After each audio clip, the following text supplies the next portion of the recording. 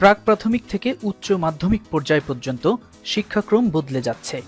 বছর ২ আগে কারিকুলাম পরিমার্জনের কাজ শুরু করেছিল জাতীয় শিক্ষাক্রম ও পাঠ্যপুস্তক বোর্ড এনসিটিবি, যা এখন শেষ পর্যায়ে রয়েছে। এই পরিমার্জনের কারণে প্রাক প্রাথমিক থেকে উচ্চ মাধ্যমিক স্তরের শিক্ষা ব্যবস্থায় বড় ধরনের পরিবর্তন হবে। নতুন এই পদ্ধতিতে একজন শিক্ষার্থী কোন বিভাগে পড়বে, অর্থাৎ শিক্ষার্থীরা বিজ্ঞান বিভাগ নেবে নাকি মানবিক বা বাণিজ্য বিভাগে পড়বে, তা নির্ধারণ হবে একাদশ শ্রেণীতে গিয়ে। আর ষষ্ঠ থেকে দশম শ্রেণী পর্যন্ত সবাইকে পড়তে হবে অভিন্ন 10টি বই, যদিও বর্তমানে পড়ানো হচ্ছে 14টি বই, অর্থাৎ নতুন এই পদ্ধতি অনুযায়ী 4টি বই কমানো হচ্ছে। তবে বই সংখ্যা কমিয়ে 10টি করা হলেও বদলে যাচ্ছে বইয়ের বিষয়বস্তু।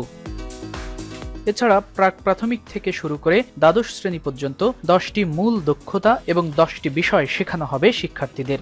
মূল দক্ষতাগুলো হলো শিক্ষার্থীদের সূক্ষ্ম চিন্তা করার ক্ষমতা অর্জন করা, সৃজনশীল চিন্তা করার ক্ষমতা অর্জন করা, সমস্যার সমাধান করার জন্য দক্ষতা বৃদ্ধি করা, একজন শিক্ষার্থী যেন সিদ্ধান্ত গ্রহণ করার ক্ষমতা অর্জন করে সেই বিষয়টি নিশ্চিত করা, সহযোগিতা, যোগাযোগ, বিশ্ব নাগরিকত্ব, জীবিকায়ন, স্ব-ব্যবস্থাপনা এবং মৌলিক দক্ষতা অর্জন।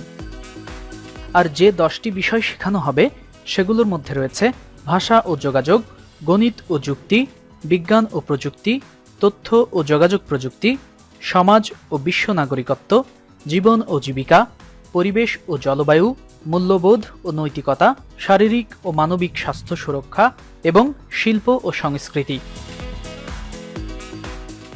শ্রেণী অনুযায়ী এসব বিষয় ভাগ করে পাঠ্যসূচি তৈরি করা হবে।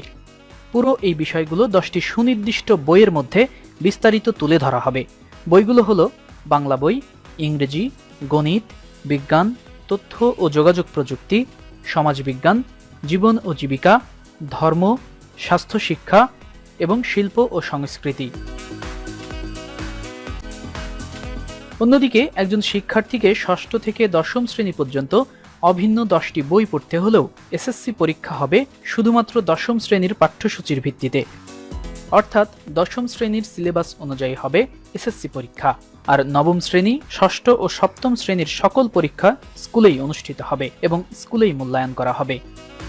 তবে অষ্টম শ্রেণীতে জেএসসি ও জেডিসি পরীক্ষা অব্যাহত রাখা হবে কিনা এ বিষয়ে কোনো চূড়ান্ত সিদ্ধান্তের কথা জানা যায়নি।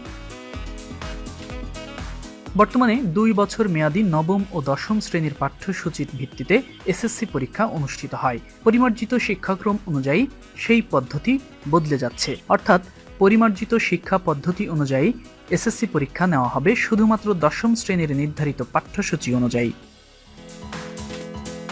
নতুন এই পদ্ধতিতে একাদশ ও দ্বাদশ শ্রেণীতে 2টি আলাদা পাবলিক পরীক্ষা নেওয়ার পরিকল্পনা রয়েছে এবং এই 2টি পাবলিক পরীক্ষার রেজাল্টের ভিত্তিতে এইচএসসির ফল প্রকাশ করা হবে।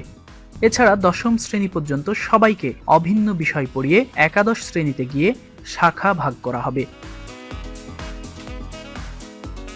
সরকারের মূল লক্ষ্য দশম শ্রেণী পর্যন্ত যদি অভিন্ন বিষয় পড়ানো হয় তাহলে শিক্ষার্থীদের মানবিক উন্নয়ন ও নানা বিষয়ে দক্ষতা বৃদ্ধি পাবে, যা তার পরবর্তী জীবনে কাজে আসবে এবং এই দক্ষতা দিয়েই একজন শিক্ষার্থী কোন বিভাগে পড়বে তা নিজস্ব জ্ঞান বা উপলব্ধি থেকে শিক্ষার্থী নিজেই নির্ধারণ করতে পারবে। এখানে একটি বিষয় উল্লেখ করতে চাই, সেটি হলো বাংলাদেশের বহু স্কুলে শিক্ষকরাই নির্ধারণ করে দেয় কে সায়েন্স পড়বে, কে আর্টসে যাবে বা কে বাণিজ্য বিভাগ নিয়ে পড়বে। তবে নতুন এই পদ্ধতি অনুযায়ী শিক্ষার্থী তার নিজস্ব জ্ঞান দিয়ে বিশ্লেষণ করেই এই বিষয়ে সিদ্ধান্ত নিতে পারবে বলে আশা করা হচ্ছে। এদিকে নতুন এই পরিকল্পনা অনুযায়ী একাদশ শ্রেণীতে ও দ্বাদশ শ্রেণীতে আলাদা 2টি পাবলিক পরীক্ষা অনুষ্ঠিত হবে এবং তখন একাদশ ও দ্বাদশ শ্রেণীতে মোট 6টি সাবজেক্টের 12টি পত্র থাকবে। এর মধ্যে বাংলা, ইংরেজি এবং তথ্য ও যোগাযোগ প্রযুক্তি এই 3টি বিষয় বিজ্ঞান, মানবিক ও বাণিজ্য বিভাগের জন্য বাধ্যতামূলক করা হবে। এর সঙ্গে একজন শিক্ষার্থী তার পছন্দের শাখার 3টি বিষয় নেবে, যার প্রতিটির জন্য থাকবে আলাদা 3টি পত্র। যেমন বিজ্ঞান বিভাগের জন্য 3টি বিষয় হলো পদার্থ, রসায়ন ও জীববিজ্ঞান এবং প্রতিটি বিষয়ের প্রথম পত্র, অর্থাৎ মোট 6টি বিষয়ের ওপর পরীক্ষা অনুষ্ঠিত হবে একাদশ শ্রেণীতে।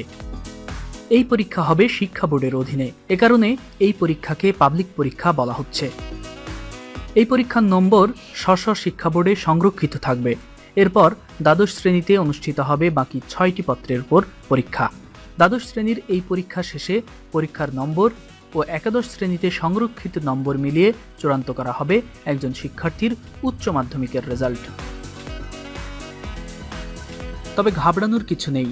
নতুন এই পদ্ধতিতে শাখা নির্বাচনে কিছুটা নমনীয়তা দেখানোর চিন্তা করা হয়েছে। আর এটি যদি চূড়ান্ত হয় তাহলে একজন শিক্ষার্থী চাইলে তার মূল শাখার দুটি বিষয়ের সঙ্গে অন্য শাখার আরেকটি বিষয় নিতে পারবে। একাদশ ও দ্বাদশ শ্রেণীতে দুটি পাবলিক পরীক্ষার বিষয়ে সরকারের যুক্তি হল, বর্তমানে একাদশ শ্রেণী শেষে একজন শিক্ষার্থী স্ব কলেজে বার্ষিক পরীক্ষায় অংশ নেওয়ার মধ্য দিয়ে দ্বাদশ শ্রেণীতে উত্তীর্ণ হয়। কিন্তু যখন ওই শিক্ষার্থী দ্বাদশ শ্রেণীতে পড়তে থাকে তখন তাকে একটা বছর একাদশ শ্রেণীর বইগুলো বাড়িতে তুলে রেখে দিতে হয়, কারণ পড়ার সময় পাওয়া যায় না। অথচ দ্বাদশ শ্রেণী শেষে ওই শিক্ষার্থী যখন এইচএসসি পরীক্ষায় অংশ নেয় তখন তাকে পুনরায় একাদশ শ্রেণীতে পড়ে আসা বইগুলো আবার পড়তে হয়। এক বছর আগে পড়ে আসা বইগুলো পুনরায় পড়ে শেষ করতে শিক্ষার্থীদের রীতিমতো অনেক কষ্ট করতে হয়।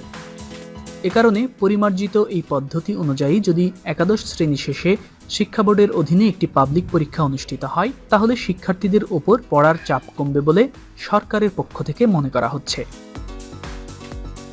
অন্যদিকে নতুন এই পদ্ধতি অনুযায়ী প্রাথমিকে তৃতীয় শ্রেণী পর্যন্ত প্রথাগত কোনো পরীক্ষা থাকবে না। শিক্ষার্থীরা যেন সক্রিয় শিক্ষণের মাধ্যমে নির্ধারিত দক্ষতাগুলো অর্জন করতে পারে সেই বিষয় মাথায় রেখে শিক্ষাক্রম পরিমার্জন করে এই সিদ্ধান্ত নেওয়া হয়েছে।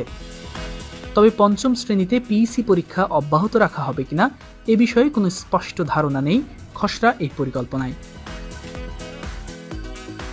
প্রথম পর্যায়ে 2021 সালে নতুন এই পদ্ধতির পাঠ্য বই পাবে শুধুমাত্র প্রথম, দ্বিতীয় ও ষষ্ঠ শ্রেণীর শিক্ষার্থীরা, আর 2022 সালে পাবে তৃতীয়, চতুর্থ, সপ্তম ও নবম শ্রেণীর শিক্ষার্থীরা। 2023 সালে পাবে পঞ্চম, অষ্টম ও দশম শ্রেণীর শিক্ষার্থীরা এবং 2024 সালে একাদশ শ্রেণীর শিক্ষার্থীরা ও 2025 সালে দ্বাদশ শ্রেণীর শিক্ষার্থীরা পরিমার্জিত নতুন বই হাতে পাবে। অর্থাৎ পরিমার্জিত এই পদ্ধতি অনুযায়ী প্রথম এসএসসি পরীক্ষা অনুষ্ঠিত হবে 2024 সালে, আর একাদশ ও দ্বাদশে দুটি পাবলিক পরীক্ষা হবে যথাক্রমে 2024 ও 2025 সালে। এর আগে 2012 সালে প্রাথমিক থেকে উচ্চ মাধ্যমিক স্তরের শিক্ষাক্রম পরিবর্তন করা হয়েছিল। শিক্ষার্থী বন্ধুরা, শিক্ষা সংক্রান্ত আজকের খবর এ পর্যন্তই। ভালো থেকো সবাই। আল্লাহ হাফেজ।